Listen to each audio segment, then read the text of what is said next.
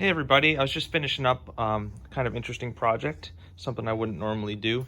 I had a customer who had a bean sprout from when I was still working at my MOA, and it had a concert scale neck, but he really felt like he wasn't playing it because he's a tenor person. He wanted a tenor neck, so he asked if I would make him a new neck for the old rim.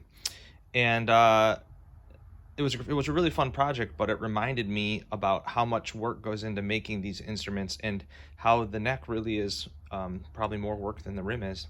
But anyway, here's the original neck. Some really nice, beautiful myrtle, and it had an ebony fretboard with rope binding, and you can see the old YMOA logo. But I noticed that he had added large white dots to the sides, so clearly the dots that were in there before for him weren't as visible on the rope binding as he wanted, so I thought we'd have to adjust that. But besides that, it's not too different from what I do now. And notice, by the way, how light colored myrtle is before the UV light darkens it.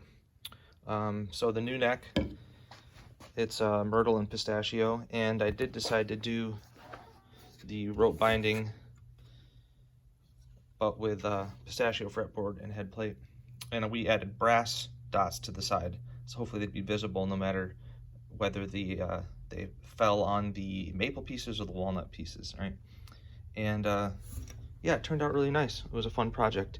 Also, a couple more differences. Back then, the way we made the rims was just 3 segments deep, and then there was binding around it. Now I do 4 segments deep and then a cap over that. So just little differences. But yeah, new tenor neck on an old banjo pot. And let's see, it says here January of 2016. So there, ready to send back to Jeff.